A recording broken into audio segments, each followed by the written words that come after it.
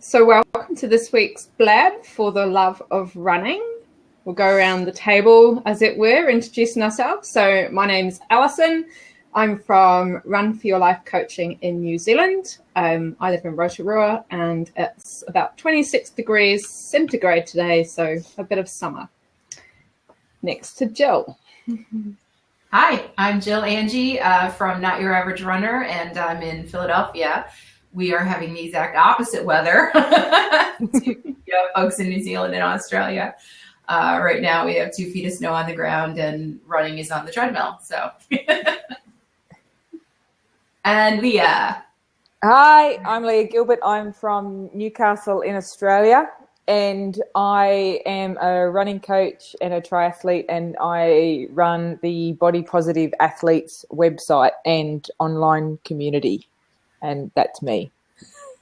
And our guest this fortnight or this week is Laura. So, Laura, welcome to the show. Thank you for having me. Introduce you. Laura Backus, and I'm from That Girl Ironman Journey. And where do you live? I live in Massachusetts. So what's the weather like where you are? It's close to what Angeli has. And this echo is so weird. I love that we've got 2 complete extremes at the moment. Yeah, perfect. Yeah. So last time we were on, it was just the 3 of us, and we were talking a lot about race envy, and the Dopey challenge came up, and we were like, damn it, I want to do Dopey or do something like that and get all those medals. And Jill said, Laura's just done Dopey, let's get her on. So here you are. It was Dopey. So, Laura, do you have the medals to show us? Because we all want to see the medals. I do, because Jill prepped me. So, it's kind of hard to hold them all at once. It's a good sign. Oh, listen to that ting, ting, ting, ting. But there's a whole collection of them. This is a mess. Wow. My gosh. So How far did you run for all of those? that's 5K the first day.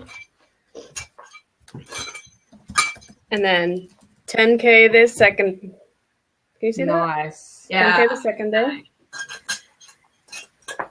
And then a half marathon the third day with Donald Duck.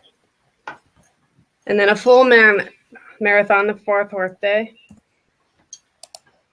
For doing the half and the full, you get the Goofy Challenge. And then for doing all of them, you get the Dopey Challenge. Oh my gosh. I so want that medal. Yeah, I'm kind of a medal whore. That's awesome. I'm a race number whore. Yeah, you 2 have the best backgrounds. So nice. I know, right? Yeah. I know. I'm kind of like, this is really, we gotta step up our game, Leah. Well, if only Australia had decent medals, Yeah. then I'd have them hanging up. I'm going to Come find on, my race medals. organisers. There. Mine live here. These are my medals. Aww.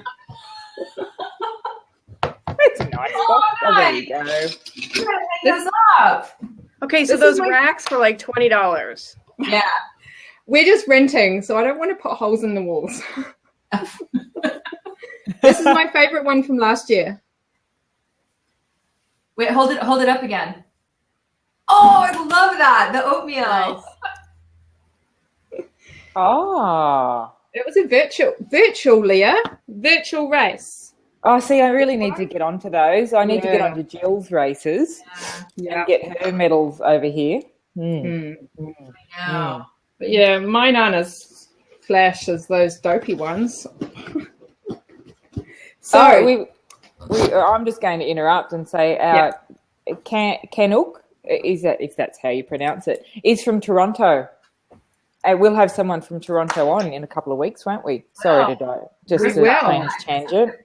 Is that where Crystal lives? Yes. Oh, I knew she was Canada. Yes. Yep. So she'll be on a couple of weeks. So Laura, can you tell me about you have EDS, don't you? Yes, I do. Okay. Can you explain a little bit about that? Are you there? Us? Oh, we lost her. Gone. Come back She's to us. frozen. She's frozen. You scared her off, Leah. Nice job. Too many questions.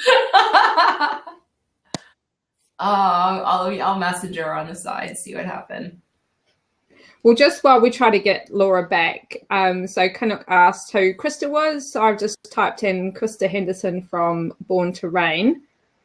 So yes. It's going to be all about, I don't know, all kinds of stuff to do with being maybe not your average runner. Hey, Jill. Krista, yeah, with her, Krista has a website called Born to Reign Athletics, and it's a plus size specific athleticism site. So she's a bit of a guru in the world of plus size sport, and she's been at it for a while. She's one of the trailblazers. You're here. We see you. Yeah, can we hear you? Yeah. Yes. Yes. Like, I heard you ask a question, then it got very chopped. So can you tell us about EDS a little bit? Because it is something that you know affects your ability to train and recover, and these would be factors that would be taken into account for you. But also there's some members of my community who also have EDS as well. So they're really excited about hearing your experience. Yeah, I'm going to take this out so I can hear. So EDS is a connective tissue disorder, and it affects everything about your body, and it affects everyone different. For me, my joints dislocate or sublux. I have a lot of GI issues. I have a lot of anything that can affect your connective tissue. So your eyeballs, your teeth staying in where they belong, all can be affected. Lately, I have had a lot of trouble with temperature regulation. So I will go out for a hard run, even if it's really hot out, and then my body doesn't know how to recover from it, and I will freeze to the point that I am shivering to having back spasms. So you have to learn how to really work with your body through all of that.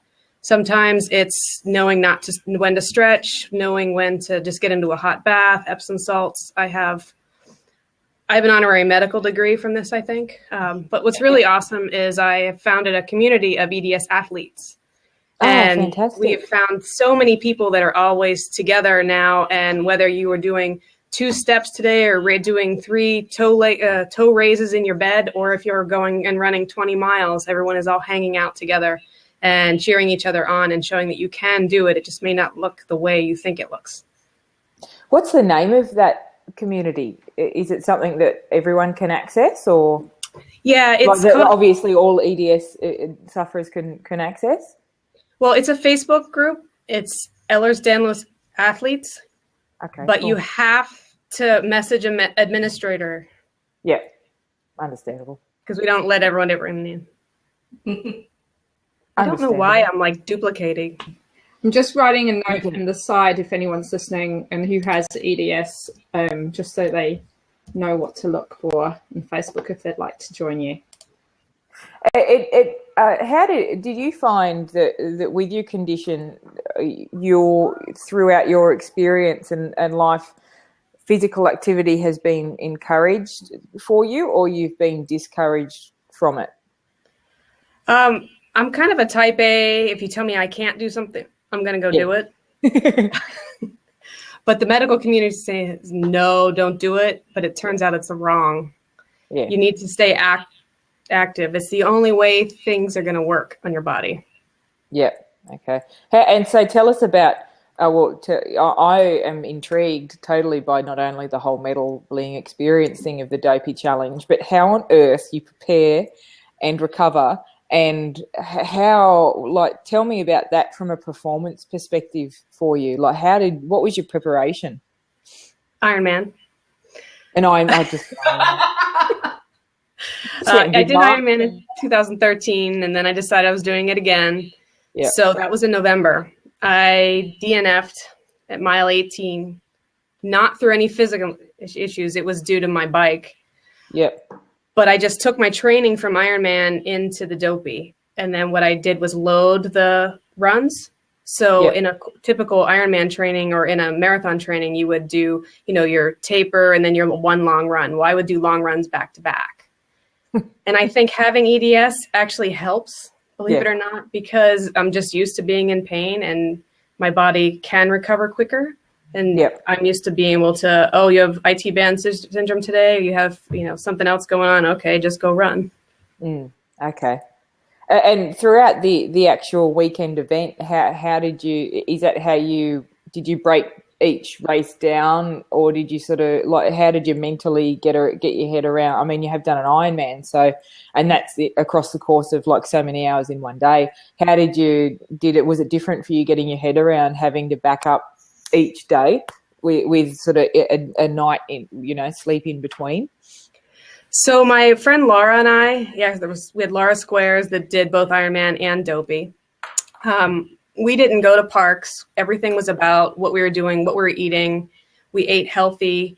We got up when we were supposed to get up. We had breakfast. We went, we ran, and we had a planned agenda that evolved around really relaxing, keeping your feet up. My run coach taught me about doing leg drains. So we had our legs on the ceiling. And we were just sitting there. We were in bed by 7:30 every night because you had to get up at 2:30. Wow. What are the leg drains? So you sit with your butt on the floor and your legs straight up in the air and literally let your legs tingle and everything drain out of your legs. Oh, okay. Wow. And he suggests that after stretching, and it really helped. Yeah.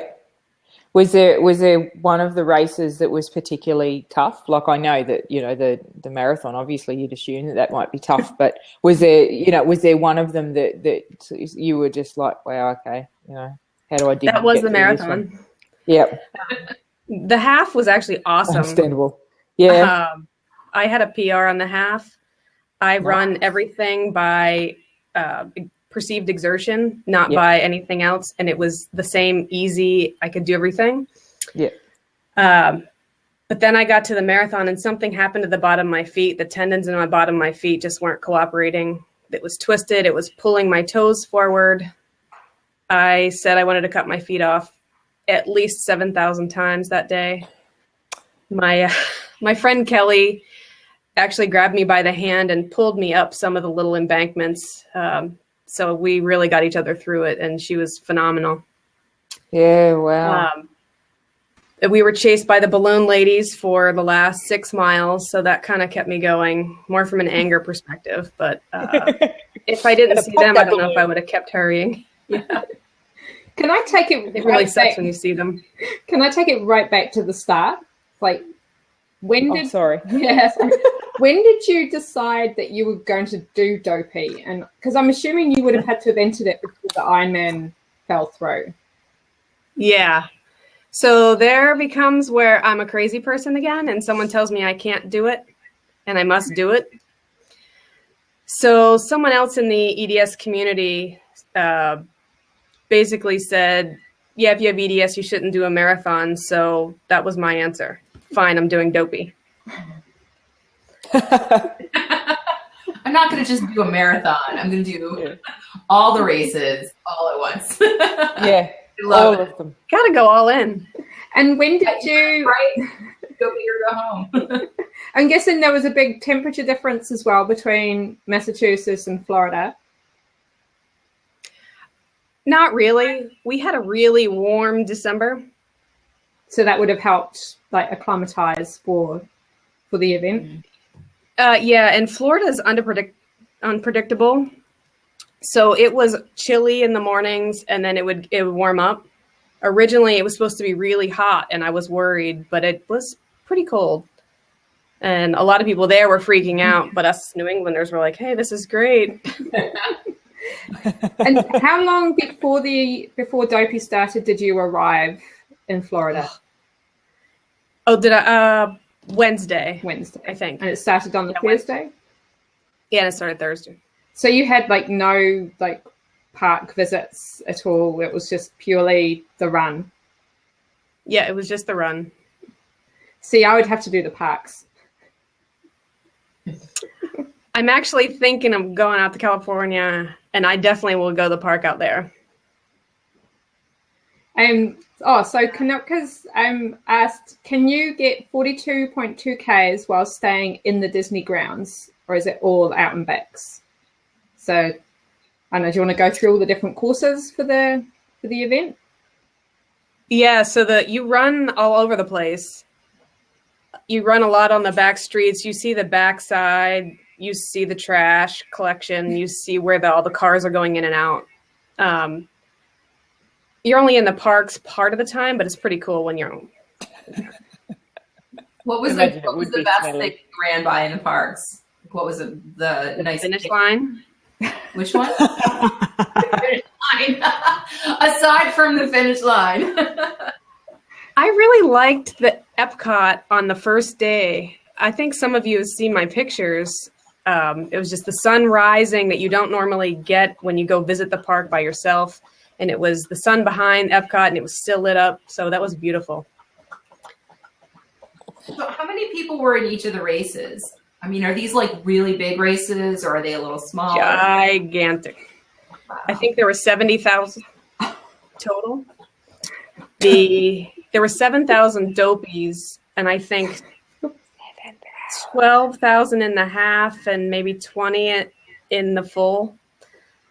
That's crazy. It was insane. 7,000. Almost half of the people running the full marathon had already done the other 3 races. Something like that. That's mind blowing. I ran a marathon last year that had 400 people in it. I would say this is too much. The most awesome thing with Disney was I'm slow, and I was not at the end. Yeah. I always had people. Yeah. And during the half, I passed people. That never happens. Yeah, I suppose that's the attraction for doing a Disney event, is that there is such a big field that you aren't going to be alone for any stretch of the event. Yeah. So. Well, you're never really alone, even if you're right at the back, seeing you with the little flag person. The balloon ladies. Oh, I'm a professional flag person at the end. Yeah. You get this whole repertoire, don't you? What's your name? How you going? Yeah, great. Let's do this. And then someone else drops back and you think, oh, I'm going to miss you, boss. Have fun. See you at the end. Oh. So would you recommend doing it with a friend like you did? Oh, absolutely. I had quite a few friends there. It's just Kelly is the one that ran with me on the marathon. My friend Laura went down with me. She's a lot faster. We met up at different points. I ran with a friend, Deb, during the 10K. It just depends. So would you recommend running it with 3 friends? Bring one, or 4 friends, bring one for each race? I'd recommend making lots of friends. It's fun to run with people. What's next on your list? I have a big year. I'm actually pacing and in the sweeper for 5 or 6 half marathons. So I'm responsible for the very end. I am doing another Ironman this year. I'm going to try Maryland. A marathon is not out of the question for this year, but we'll see. I've heard a lot about the Maryland one. Is that quite a special course? Is there a reason why I would know about that over here, I wonder? I mean, I do follow everything to do with the sport, but is it is it a special course for some reason? It is flat. Ah, okay. And pancake PBs. flat. So they say Florida's flat. Florida's not flat. There are some hills. You got to go up over a bridge. Maryland is pancake flat. I've done the Aqua Bike Ultra when it was Chesapeake Man. And so I've seen the course, but it can be terribly windy. It can be Kona-like as some of the winds, depending on what's going on. So it's challenging, but a very different kind of challenge. Have you been to Kona? Or is that your November? Is someone going to nominate you for a wild card, do you think, at some point in time? Hey, I wouldn't turn that down.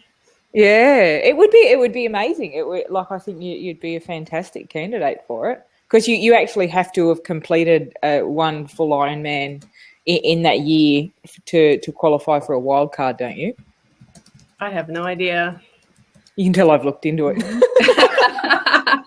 If you're a bit of a personality, you can get one. Yeah, I think also the inspirational part helps. A guy from not far away from me, someone saying, I believe you do, cannot guess. Yes, I think you have to, you have to have completed a full Ironman in that year, that someone nominates you. But it would be great. There was a guy from around here who got nominated for a wild card to Kona, and he had Terry Kennedy's his name, and he's quite inspirational. He'd had a heart attack, and then he'd had a massive stroke, and then he had to learn to walk again, and then decided that the way that he was going to learn to walk again was to train for a marathon. As you do. So he trained for a marathon, yeah, and then after the marathon, he had another heart attack, or he went through these amazing physical challenges, and then trained and decided that the rehab from the next thing was going to be an Ironman. So, as you do, yeah, and he got a wild card for Kona a few years back, and it was just purely from the inspirational nature of his story.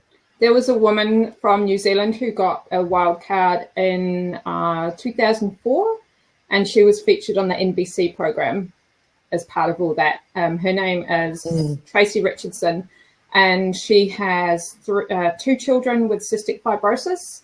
And so she decided to do an Ironman even though she was overweight, because she wanted to raise money for a cystic fibrosis charity, which then went on to be the official charity of Ironman New Zealand for at least 5 years. And that's awesome. Yeah, so they flew the kids over to Hawaii, and on the NBC coverage, God, it's actually really emotional watching it, because I mean, she's like a 15-hour Ironman. She's not, one of those fast ones. There's no way she'd get to Kona by herself. And she comes out of T2 to start the marathon, and her 2 kids are there, and she just gets this, hug and kisses from them. And it's, a tearjerker. Yeah, I've got goosebumps just listening to it. But yeah, we should totally look into that for you, Laura. I'll just send you to Kona. Hope you didn't have anything else planned for the rest of the year. I would clear my calendar. That's October sorted for you. Right. Yeah. We need to get Laura into this crazy New Zealand. What's the name of the Tarawara? The Tarawera Trail Marathon and Ultra. Yeah, November 2017. So mark that down on your calendar. I'm gonna have to buy a big house. My husband's like, "Can I ever have weekend?" Allison. Bring her sleeping bags. This is Laura, the spare room. We can all stay under your race bibs. Fabulous. Can I ask, Laura, is there a particular type of running that you find is really good for your body, and it responds really well to it? Like, is it the long, slow runs, or do you enjoy trail running? Or, like, I know with my joints, I enjoy, trail runs, because they work. I feel they're less impact than like a long, slow kind of grind. Is there something that you find your body responds really well to as well? It's more important about form for me. So I am a chi runner, and I really need to make sure my legs aren't landing in front of me. If my knees are out in front, it's jamming the knee, it's jamming the hip, and I dislocate or sublux my hip all the time. I collapse the arches of my foot. So if I can keep in really consistent form, then I will run longer and better. And I also train on the Alter G treadmill, which is an anti-gravity treadmill. So I do a lot of my at least 1 or 2 workouts a week on the Alter G, and that takes the weight off of you. So you can I run at about 70 or 80% of my weight from there, which means that you can also run a lot faster. When I was doing intervals, I did a 7-minute mile for 1 minute once, which was awesome. That is awesome. Sorry, I remind someone of Wentworth. And I'm telling them that they really need to watch Prisoner, which is like the original Australian women's prison. Yeah, get onto that. Yeah. But anyway, Sorry back to this treadmill. on that. Back to the treadmill. I've heard amazing things about those treadmills. There's a triathlete in New Zealand who he used one as part of his rehab from Achilles surgery. So, but I haven't heard of just like a regular runner being able to use one.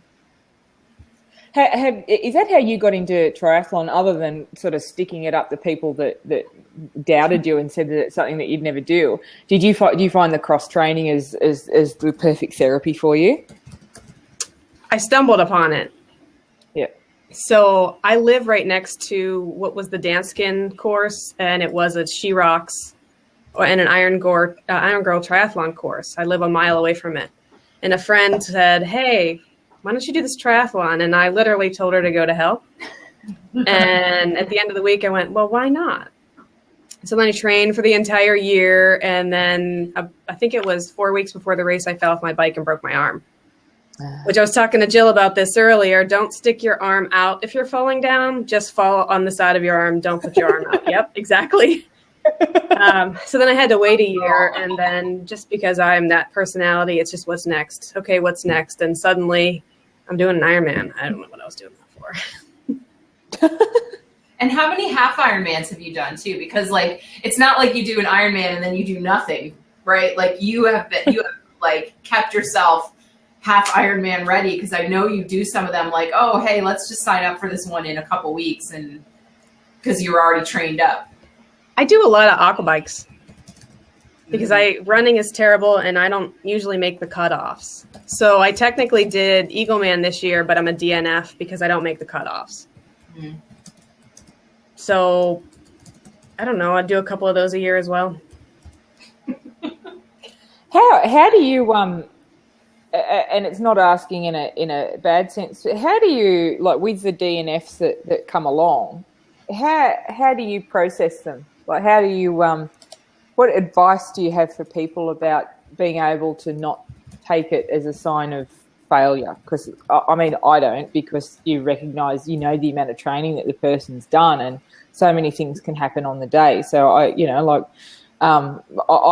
get it, but with other people who really internalise it as like a failed attempt kind of thing, or that take, it hits their confidence. Do you have any tips for them? I think that's ingrained in your personality. Yeah. So I am one that if I wake up some days, I might not be able to walk down the stairs. My feet may not work. So every day that I'm able to be upright is a blessing. So the days that I'm able to do a triathlon is exciting. The days that I DNF, I mean, I know Eagleman this year, I stopped sweating about mile 4 of the run. I knew I wasn't going to make it.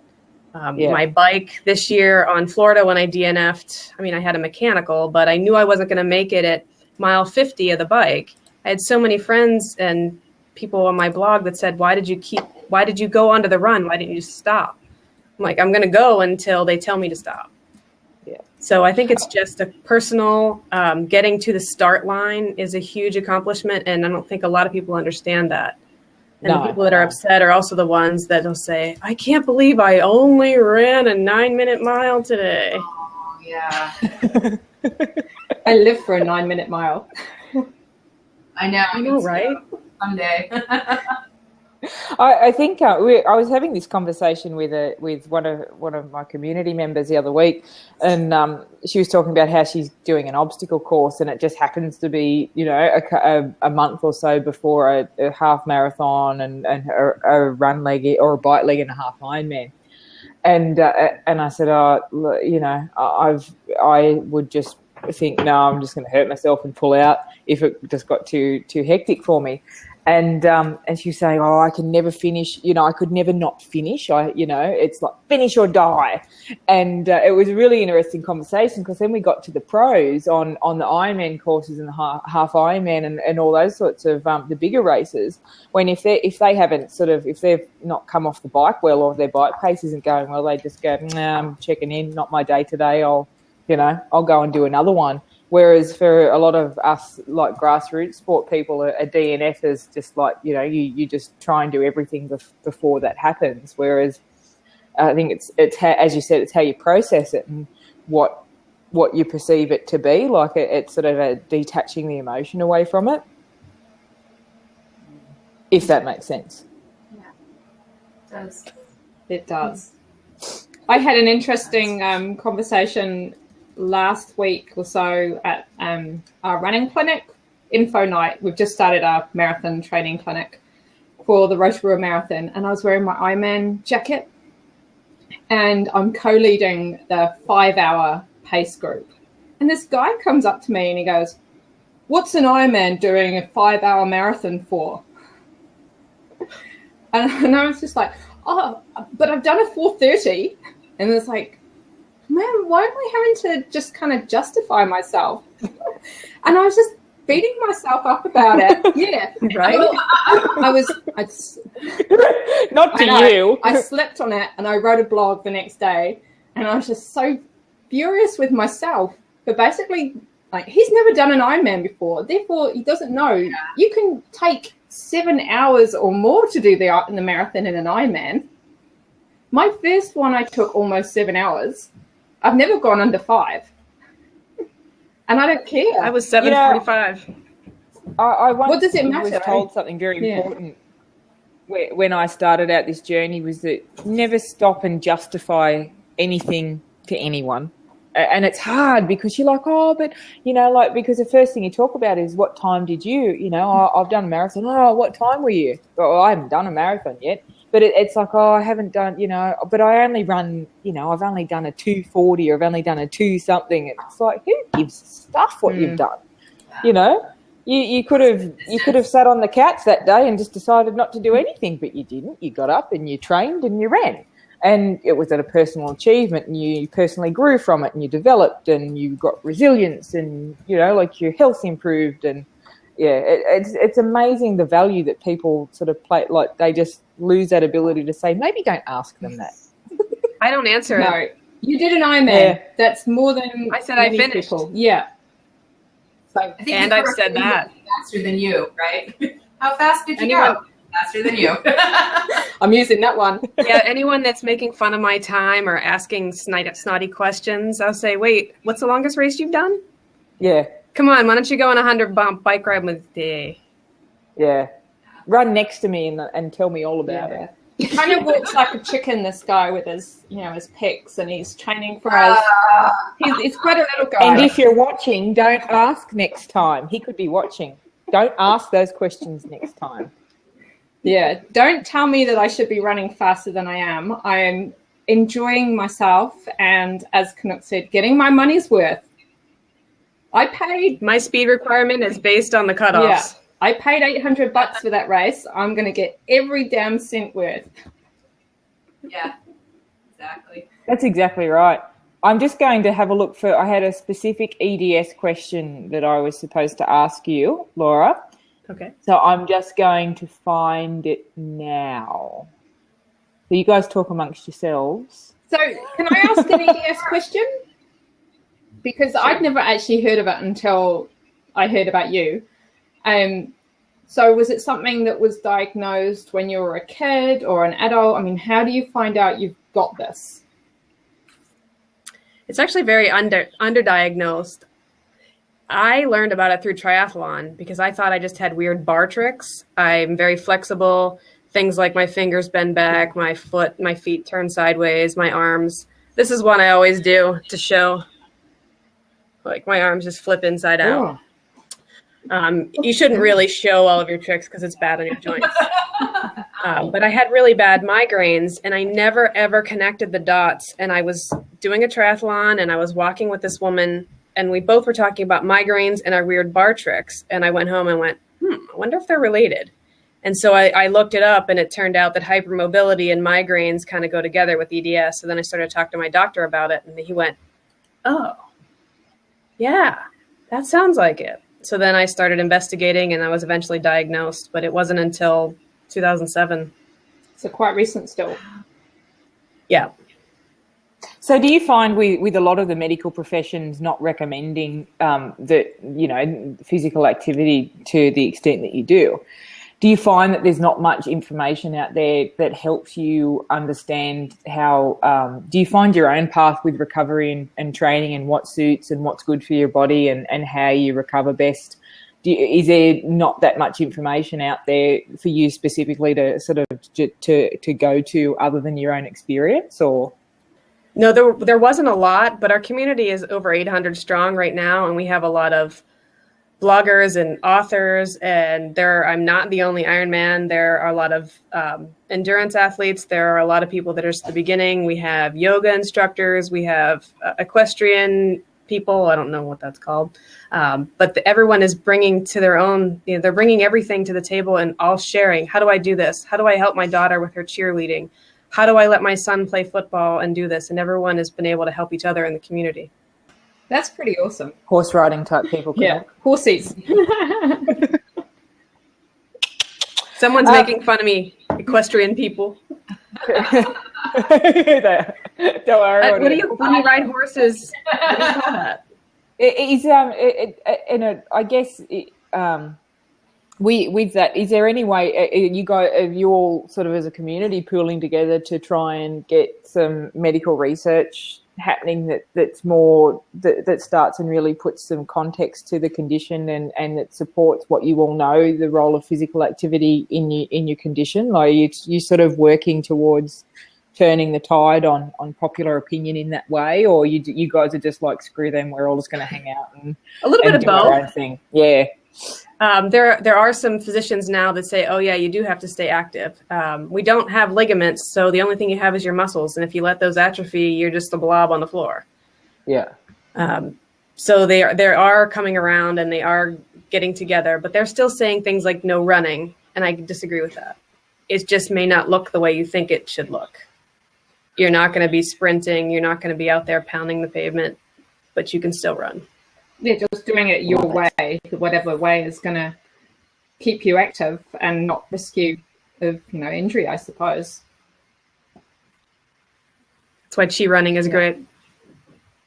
That's the reason why we love running as well, and why it is quite a sizeless concept that we're trying to develop, because it is about just making it relative to who you are and what you want it to achieve for you and what it means to you. It doesn't have to mean a race time. It doesn't have to mean a pace time. It just has to mean whatever it means to you, I guess. So, yeah, for the love of running. Exactly. So Laura, I'm curious, have you found that there's any specific gear or shoes that like really help you with the EDS? Like you were talking about your arches collapsing when you're running. Like, have you found any particular gear that you like absolutely have to have every time you go running because it makes a big difference? I think it's important to have a running shoe that is fit professionally. You can't just go buy, $50 pair of shoes at Dick's Sporting Goods and think that they're going to work for you. Having someone look at your gait is great. What works for me may not work for you. You may like a Hoka, but I'm in a Brooks. It's a very personal thing. For me, I have to have my particular shoes. And I actually carry a chiropractic activator with me. If you've been to a chiropractor, I have this thing that looks like a little gun. And I can put things back, my joints. That sounds... Hold on while I just pop that back in. Yep. Had I thought about it, I would have had it sitting here. Yeah. Can you talk more about what that is? Is it like a electrical stimulus or?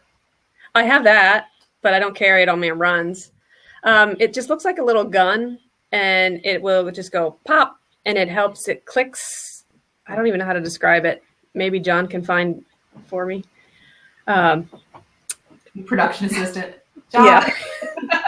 He just said, as long as I am not on the screen. This is a hand coming Oh, across. he has it.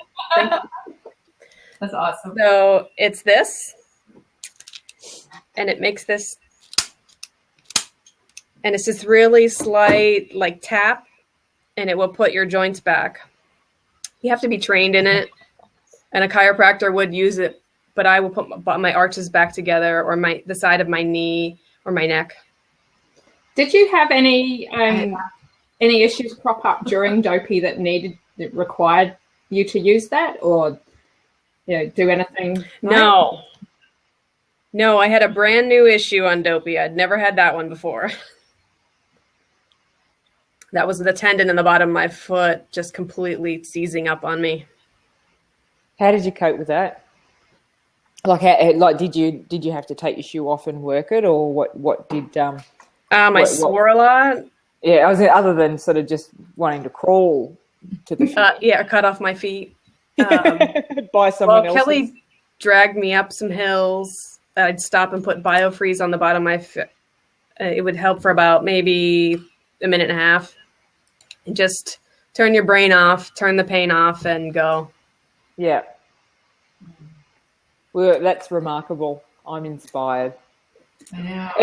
Because it's so interesting to talk to you about it, because it's my head goes, how do you recover from, what do you how does the nutrition work around these things, and how do you prepare, and what goes on mentally, and because that's why the Dopey challenge has always intrigued me in that sense. I think everyone should do it once. Once only. Once. So what's it? Oh, you go ahead, Leah. I was going to say, have you got an ultimate bucket list event? No. I kind of wish I did, because I thought after this, what's next? Oh, another Ironman. Got all the bucket list events. John said, after this, are you going to just do Ironman? Yeah. I love that. That's exactly love right. It. Come on, Laura. So Go I ahead. just wanted to go through the races, like with what you did afterwards. So the 5K, it's a 5K compared to the marathon. It's not going to take you so long. And if you have to get up so early in the morning to do it, that must mean that you're finished by breakfast. So then what do you do for the rest of the day if you didn't go to the parks? So we went to the expo. It was huge. We hung out there and then just went back and hung out in the condo. It was really about a relaxing weekend, hanging out with friends and getting ready for the next day. Picking out your outfit, because you switch it around like 12 times. Am I going to wear this headband and which shoes and which skirt? You think you forgot 50 things. Are you supported by any brands, Laura? I am not. I was supported by KT Tape for a little bit, but I haven't renewed that one yet. I've heard that those sorts of tapes are fantastic for EDS. Like, I know our EDS runner uses it a lot. And does it just give you the support, or it keeps things together? Like, does it prevent your joints slipping, or how does it function for you? The best explanation I have is it's just an external ligament for me. Yeah, okay. So I wear it on my knees, or it depends on what's wrong. I have taped pretty much everything except my forehead. So I could do that on a race just for the heck of it. But if you look on YouTube, you can find so many applications, and for anybody. KT Tape got me through my last Ironman. I had polka dotted ones for the Disney. Oh, very cute. Awesome. And I saw the photos with you with your outfits, and you were just mentioning it before. There'd been a rule change, wasn't there, just before Dopey this year for the costumes? So did you have any amazing costumes planned which you couldn't run in, or how did you work out what you were going to run in? No, what's funny is I dress up for all races, and at Disney I was pretty not at all dressed up. I was just kind of one of the pack. With the rules they changed made a lot of sense. It was you couldn't have full-on dresses that went to the ground. You couldn't have cloaks. You couldn't have swords. It's like things you wouldn't wear with common sense anyway. Damn it, I couldn't take my sword. Why couldn't I run with my sword out? I can't believe people have to be told not to run with swords. Don't run with your swords. I know. That's why we can't have nice things in the United States. I'm telling you. There were a couple of guys, adults, in onesies. Yeah. Like Donald Duck onesies? I don't get it. One was from Monsters Inc. Like literally footy pajama onesie. That's crazy. I love Jill's face. But isn't that hot? I mean, doing a marathon in a onesie, like I don't know. I think of the chafing in a onesie. Yes, I that's thought the chafing in any of those Because costumes. it's got like the drop crutch on it, so like it's prime must have position. had a lot of body glide going on. Someone was dressed as the magic carpet from Aladdin. I don't know how she didn't shave. Oh, How did she get a carpet like around her waist, or No, she was the carpet. So I her like head it, was like- at the top. Yep. yeah, was that like a sandwich board kind of thing. Yeah. Wow, Oh my gosh. Crazy. that's So, all interesting. right, so I have two questions for you. They're logistical questions. The first is, how early in the morning did you have to get up 2:30. to register for the Oh. race? I know they sell out like immediately. And second, like to register for all 4 races, like what is the entry fee on that? It's 5 something. Right. 800 New Zealand dollars. It's more than an Ironman. Well, about the same as an Ironman. No, Ironman's up there now. It's like Oh, okay, really? Okay. 6, 7 In now. New Zealand, it would be, I think Ironman's almost 1,000 New Zealand dollars. And just doing the maths, the Dopey would be about 800, 850 New Zealand dollars. Regular races, like an average marathon's about 100 New Zealand bucks. So probably what, 75 US? Yeah, that's about what they are here. So how did you register? Like, did you have any trouble getting all the races on the website? No, you register for all at once. So it's just you do the Dopey or the Goofy or an individual race. And if you're there right when it opens, they put you in a queue and it says you are 20th in line. And I think everyone that logs on right when they start will get in. Because I've heard they sell out in about 10 minutes. And I know so many people that are just, they're brokenhearted because they were like, this is going to be my goal race and I didn't get in. So, I mean, that's awesome. It's awesome that you got in. It's like the old days when we were trying to buy tickets for a concert and you had to keep dialing the phone. Yeah, exactly. Or sleep on the sidewalk overnight. People still do that. All days. Do they really? Oh my gosh. I remember when I think it was Metallica toured New Zealand probably about 5 years ago, and there were people that camped outside the local ticket outlet. Wow. I have never camped out for anything. The race. Really? I camped out one time for Green Day tickets a long time ago. Why? Slept on good times. At least it wasn't One Direction tickets. Yeah, right. Well, and the thing is, when Green Day, I'm pretty sure I was the oldest person in the entire 10,000 seat auditorium. That was awesome. Oh. Anyway, We don't tend to have races that sell out. There's a couple of, but there was a new race recently, the Queenstown Marathon, a couple of years ago that sold out for the first running of it. And there's an event on I think is it Waiheke Island, Motutapu Island, one of the islands off Auckland. And yeah, because they have limited number, they sell out. But generally, we don't get huge numbers here. So like something like Dopey selling out is phenomenal for someone like me in, small town New Zealand. You could understand why Oh, it would yeah. sell out, though. I guess it's like some people's like, ultimate. Well, it's a bucket list event, I guess. And that is just the beginning of the expenses for that How weekend. much did you spend? Yeah, I can imagine. yeah. Well, she didn't go anywhere. She didn't go. She was smart. she But she went to clever the there. expo. Yeah. Ah. Do you at least get an entry to the park as part of your race fee? Nope. That's why the races are so early, so you have to get out. And they don't let you just hang around the park. No. Oh, so you race before the park opens, and then it's just a normal day. Is that And then right? they kick you out and you have to pay to get back in if you want to go to the park. And pay to That's park. insanity. I feel like Walt Disney is rolling in his grave at that decision. I don't think that's cool. Because I was thinking of when I do Dopey, I was going to take my son probably when he was about 6, and my mum to babysit while I ran. And I thought, yeah, we could do the parks afterwards. But man, if you have to pay entry too, I might have to rethink that. Because there's no, it ain't cheap getting there. Something a day. Because how much is park entry now? About 100 a day, 150. Something like that, yeah. Yeah.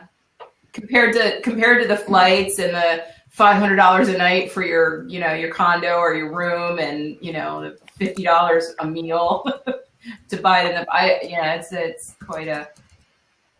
We were good. We cooked everything. We ate out twice. Yeah. Now, you girls might be able to help me with this.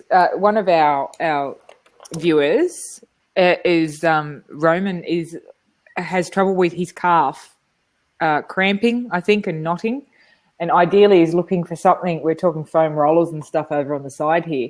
He's looking for something that ideally he might be able to just use with one hand and even carry on runs. Do you guys use like tennis balls or golf balls or anything with stuff like that?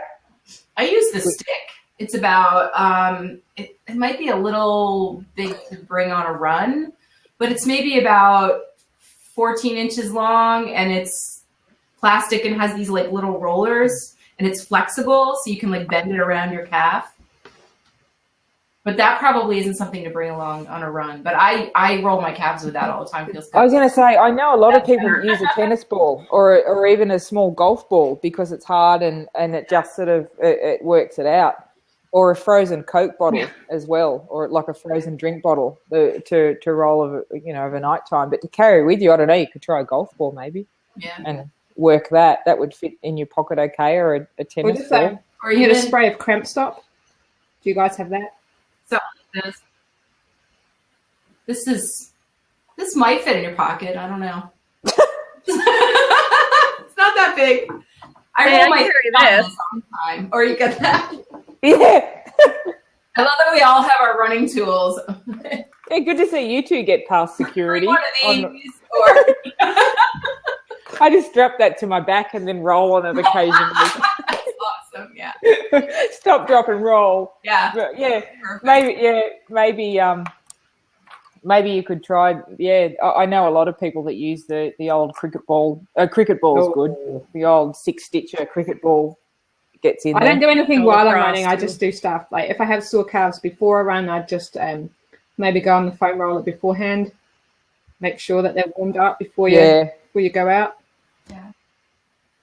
I'm very fortunate in that I don't sort of get. I had a niggle in my hamstring a month or so ago, but I just sort of trained around it and did some swimming and just tried to really pay attention to what was happening there. And I do a lot of strength work, so around my glutes and trying to balance that out so that my knees aren't getting too much impact or that usually I sort of see that as a sign that something's not quite balanced, so there's something that I might need to strengthen or roll out. So yeah, that's me anyway. I had a lot of tight calves this year. Chi running actually will help train you to not engage it so much, and you'll have a looser calf. And then I also had dry needling, which could be controversial, but it's awesome. I've actually got a friend who's doing dry needling in preparation for her 100K next weekend. So this is part of her training regime. I had the dry needling with stim. That's where they shove a 3-inch needle into your leg and then attach it to a battery. Oh, okay. Yep. How did you find it? Can you have limbs flying? Feel the stim? Stim? Can you feel it? Oh yeah. Yeah. It's not pleasant. But did you feel better after that muscle? Yeah, I'll leave that. Yeah, I'll take your Achilles pain too. I guess if it works though, then like it's If it works, it works. Did you have any message you wanted to share with any other people that might have hypermobility and or EDS or anything about, you know, exercise and just running in general? Form is so important. They put the mirrors in the gym for a reason. It's not for the guys that your peacock friend looking at his chest. You got to watch what you're doing, or have someone watch you to make sure your joints are in range. Because it's really easy to have bad proprioception and you're not where you think you are. Just have people look at you and do what's comfortable, but also keep pushing yourself. Can I ask you, when you talk about form, there's a Pete Jacobs, who's a top triathlete over here. He is Kona world champion. His running theory is that as soon as he feels that his form is starting to lose his form in fatigue, he'll stop and he'll rest. Like mid-run, whatever, he'll just stop. If he feels his form going, he'll stop, rest a couple of minutes, stretch out, and then sort of go again. Is that something that you do? I don't run with music because I'm constantly thinking about form. It's where's my foot? Is it under me? If I'm running, I try to stay in the woods or where it's pretty, but if I'm running on the street, I try to run next to car windows or where I can see where my legs are so you can see what you're doing, because it's that important. And yes, I will stop. Some great tips today from you, Laura. Yeah, good stuff. Laura, where can people follow your journey? So I keep a lot of my stuff on Fat Girl Ironman Journey on Facebook, and I have fatgirlironmanjourney.com as a blog that I've been kind of slacking on updating. And I'm in a film coming up this year. It's called It's Raining, So What? And it's an unbelievable film about overcoming perceived limitations. It should be out in the some early releases early in the year. Hey, look at that. And the film we'll have an online, you can find them at itsrainingsowhat.com and It's Raining So What on Facebook. And there should be a worldwide premiere in the fall. That's so exciting. Yeah, it is. I found an IMDb record for myself the other day. Nice. You're officially a movie star. So weird. Yeah, it's very cool. We seem to have lost Leah, but I think we should probably just wrap up for this week's edition of For the Love of Running. So thanks so much for coming on, Laura. It's been quite fascinating learning so much about Dopey and EDS and your own journey through running, etc., and Ironman, of course. And we'd love to see you at Kona one day. That would be awesome. Thank you guys for having me. So we're going to be back on in 2 weeks with Krista Henderson from Born to Rain. And yes, can't wait. And this recording will be available on Blab, and we'll be sharing it around with everyone. So I'll let Leah come back in so she can say goodbye. Hey, Leah, we're just saying goodbye. Thank you. Sorry about that. Mild technical difficulties. It's been so fascinating. Thank you, Laura. Thanks for having me. Tolerated all of our questions. And happy Australia Day to Leah, their national holiday. Happy Australia Day. Thank you. Cheers. I'm going to have a beer now. Have a great day, everybody, or great evening to everybody as well. See you all next time. All right. For us. See you then. Bye. Bye.